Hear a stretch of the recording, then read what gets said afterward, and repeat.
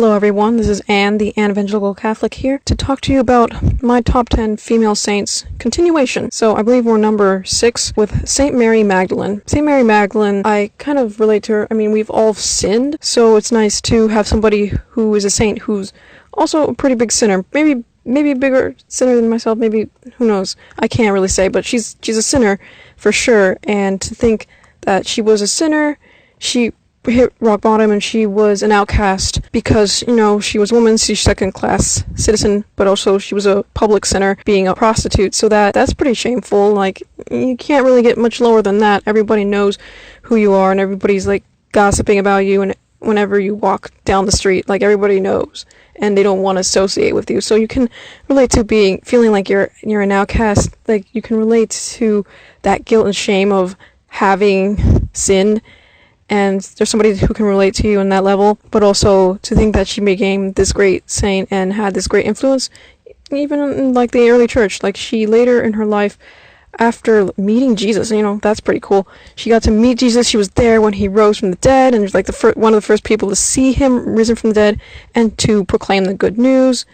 Like, God chose a woman, and not just anyone, this woman, like, of all the women. That's one of the things that, I guess, makes the gospel seem even more legit. Not only are they willing to die for the faith, but even before that, they were willing to write down, oh, by the way, a woman is the first one to see Jesus' risen body, even though, they doubted and said maybe she's crazy, or, women hormones or something sexist like that. But, to top it all off, to think that, oh wait, this woman was a former prostitute. Like, who would believe her? Why would you put that in your gospel as a testimony to say, hey, by the way, this former prostitute, a woman, she saw him, and that's why I believe. Like, everyone would be like, what? Why? This is the last person you want to talk to and trust. Why would you believe her and use her witness as an example? Well, because it's true. That's why. And Jesus uses, the sins of her past and her lowly status to raise her up. Once again, typical God, taking the lowly and lifting him up, saying, you sinned, but you repented. So I'm lifting you up to a new state, daughter of God. And even though you were a former prostitute, because you chose to cooperate with God's will, you have been healed, and you came to give thanks for that healing. You get to be the first one to witness me after I resurrect from the dead. You get to share that with the apostles and become the apostle of apostles and a patron saint of so many churches. I feel like I can relate to her because, we've all sinned, as I mentioned before, but also, her love and devotion to Jesus, and just how grateful she is, and like not to take for granted God's mercy and love, and just to respond to that. And remembering that story where Jesus goes to a Pharisee's house and that prostitute comes and she recognizes Jesus and respects him the way he should be respected, while the Pharisee kind of takes him for granted. And it's like, it's good to remember that. I bet she respects Jesus more than I do and gives him the adoration he deserves more so than I do. But I guess that's why I want to emulate her and put her on this list. Well, next, another wonderful woman, Saint Teresa of Avila. She was a very smart, spunky woman, for sure. She was also a sinner, but for some reason, out of all the naughty nuns, she had this great conversion. She said, she was kind of praying. She wasn't very serious about her prayer life or anything, but bam, God hit her with this grace, and she went into ecstasy and everything. And then her life suddenly changed. Like, I don't know why I got this. I guess that's why I call it grace, that I've been given. Like, I don't know why I got called for this. It's grace. Like, it's all God. It's not me. And she had this big conversion, but people kind of looked down at her. They judged her because, she's so holier than thou now, because she thinks she's so special. She's like, no, I don't think I'm so special. I'm just grateful to God for the grace he gave me to open my eyes to see that they are my ways, and now I just want to serve him and help lead people back to him. And she had to be kind of tough because, man, she was surrounded by tough, mean girls. When I think about it, there's no other way to describe it. Like, they were mean people. They threw her out. She was an outcast because she wanted, maybe sisters should, live as sisters. Nuns should live as nuns. We should worship our God the way he should be worshipped and respect him. But they wanted to live their lavish lifestyles, flirting with guys and getting money and perfume and jewelry and etc. And Saint Teresa of Avila would have none of that. And she's like, you're gossiping, you're chatting, in addition to all this materialism. Like, this is not the way it's supposed to be. And I guess it was easy for them to judge her because, she used to be that way. But now she found the truth and was willing to do whatever she could to follow it, even if she was rejected and yelled at and looked down upon by others.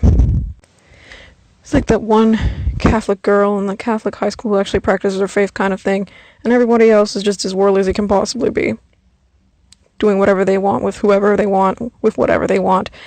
And she was just totally against that and was rallying up all the people she could, and it was usually just her and God, and she felt so alone and outcasted, and she's like, God, why do you make me suffer these things? Like, if this is how you treat your friends, no wonder you have so few of them.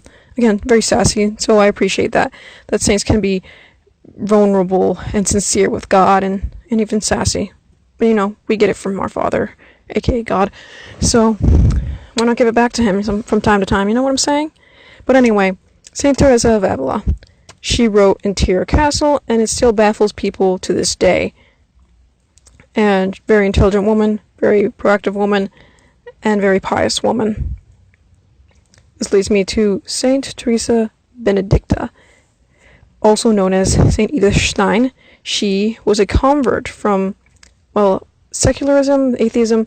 She was a Jewish girl who lost her faith, but she, I'll casually attend, the synagogue and worship with my family. But I don't really believe in this anymore. But, if I'm with the family, of course I'll show up, So she was, not very faithful woman. She was more a very intellectual woman. She was, all about learning about philosophy, and that was pretty amazing. But one thing that changed her was Saint Teresa of Avila and her Interior Castle, and it was amazing that she read Saint Teresa Avila's works and was converted. But it's not just an intellectual thing. I think that was a big part of it for her, but also it was a heart thing, as usually it is. But, it's nice that the Catholic Church has the intellectuals covered as well as the emotional people, and whatever walk of life you are and whatever level of intelligence you have. If you're super intellectual, there's stuff for that too, but at the core of it, of course, is the heart, and seeing how people's hearts can be changed or strengthened by the grace of God. And having this great friendship with a Catholic person and seeing how joyful they were. In addition to that, to see how her friend who lost her husband was able to, get through this sorrowful time, even though it was a tragedy for her, she was able to somehow gather up this unknown strength, and she was drawn by that joy, by that strength, by that grace, and that was all contributing to a conversion. Mostly suffering from the critique of her family, who was kind of upset that she became Catholic. Like, okay, we can understand you being an atheistic Jew, but leaving Judaism and going to Catholicism wasn't something they wanted for her. And then after that, beyond that, she wanted to become a Carmelite nun. They just they couldn't understand this, and that kind of division there, emotionally between them, that divide, that spiritual and emotional divide. It was sad. And then of course finally how Edith Stein was sent to the concentration camp. But I love to hear and read the story of how, even though they saw this sister being sent to the concentration camp, she was there comforting the children and the women there, even though they were in awful conditions. They're cramped together. There's nowhere to go to the bathroom except in the cart and all this stuff, and they had hardly any food, but everyone was miserable. But she was there to comfort them, and she had this joy and this peace, even though she knew what was coming, and even though she was currently suffering and knew that the end of her life was coming. She's going to be that witness for Jesus even to the very end of her life. In this tragic situation, she brought that love and that presence and that grace of Jesus, and that's pretty impressive and amazing. Saint Gianna Molla, I hope I'm pronouncing that correctly, more modern saint, is an inspiration. Somebody who was kind of in some ways normal, although she was a doctor, she wasn't normal in that regards, and she just had this beautiful marriage. And then to think that married people can be saints too, a doctor, and someone who's willing to, once again, to go a step beyond and risk their life for the sake of another.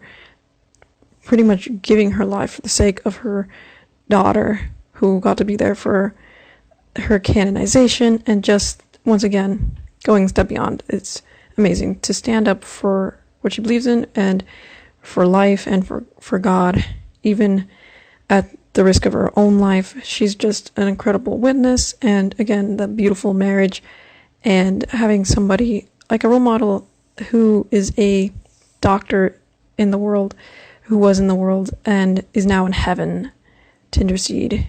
It's a wonderful thing. And again, somebody who was in the world, having a family, married, and a career as a doctor, it's pretty impressive. But above all else, this really is like going a step beyond to say, I'm going to forego any treatment in order to allow my daughter to be born and to live. It's just amazing, especially when there's so much pressure in this world to go into this other extreme of just self-preservation. Again, I think it takes some humility in that perspective of, yes, my life is valuable, but so is this life within me, and knowing what most likely was going to happen to her, since she was a medical doctor, but still accepting this is just amazing. And just seeing that she's a very happy, bright, young, woman. Next is Saint Monica, an incredible witness. Definitely have a devotion because of so many people in my circle who are in need of conversion, and to see what Saint Monica went through, the suffering at the expense of her husband and at the expense of her son, who were unfaithful, to say the least, very sinful people, and that she was able to pursue her son almost literally to the ends of the earth. She followed him through stormy seas to his new home base and continued to pray for him and try to convince him to come to the faith and to stand strong, even when things seemed hopeless. It's just amazing and impresses me. And she's also a mother and a wife, and having suffered what she suffered in order to be an instrument of their conversion is amazing. And now we have this great saint called Saint Augustine, who gave us great works and is a great witness, and was not only became a Catholic, but a bishop and then a saint. So there you go. Saint Monica has an incredible ripple effect, if you ask me. And finally, I'd like to mention Saint Joan of Arc. I know it's like number 11, but I can't help but mention her because, again, a young woman who has a great presence throughout human history and throughout the world, and everyone recognizes her, and she's a pretty big icon as this female character. She was young, she was a female, but yet she was, again, a humble person who was deemed worthy of someone to be sent to war because she had that humility, recognizing that she is just a young woman, but still having the courage to tell these soldiers, these armed men, you need to go to confession and such, and lead them the path of God. And that must have been a humiliating experience, uneducated young woman, not just a woman, but a young woman who doesn't really have much business fighting in war, saying, I'm doing this because God told me to. And honestly and sincerely, that's why she did it. And she was a very humble person, and again, cared above all else, leading people to God and standing up for God. And that's why she was martyred, because she wanted to do God's will, even though it seems completely crazy and counter to what a young woman at the time would be called to do. And that is my female saints list. Feel free to share and comment. Thank you, and God bless.